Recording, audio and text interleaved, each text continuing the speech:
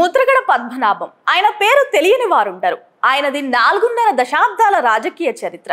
అంతా పోరాటమే. ఇక ఆయన తాను అనుకున్న దానికోసం ఎంతకైనా వెళ్తారు. ఆయనకు ఉన్న ఆ పట్టుదల వల్ల కొన్ని విజయాలు కూడా వరించాయి. దీంతో జగన్ ముద్రగడ నుంచి ఓ ఆసక్తికర విషయాన్ని ఆశిస్తున్నారట. ఇక జగన్ ఇటీవల తన పార్టీకి సంబంధించిన పిఏసీని ప్రకటించారు.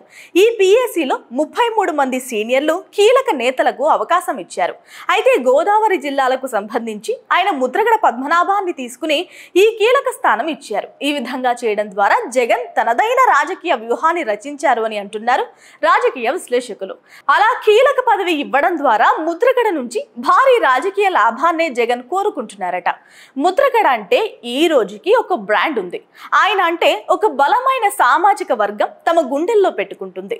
ఆయన్ని ఆరాధ్యుడిగా చూస్తుంది. ఆ విధంగా ఆయన్ని కార్యోన్ముఖుణ్ణి చేస్తూనే గోదావరి జిల్లాల్లో బలమైన సామాజిక వర్గాన్ని ప్రసన్నం చేసుకునే పనిలో పడిందట వైసీపీ అధినాయకత్వం.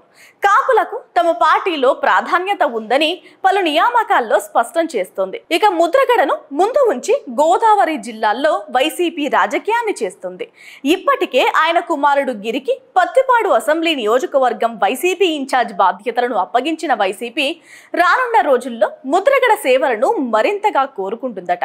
మొత్తం మీద పోయిన చోటనే వెతుక్కోవాలన్న పాత రాజకీయ సూత్రాన్ని జగన్ కొత్తగా అమలు చేయబోతున్నారని అంటున్నారు. చూడాలి మరి ముద్రగడ తన శక్తియుక్తుల్ని ఏ విధంగా వైసీపీ కోసం వాడబోతున్నారు. Please subscribe .news.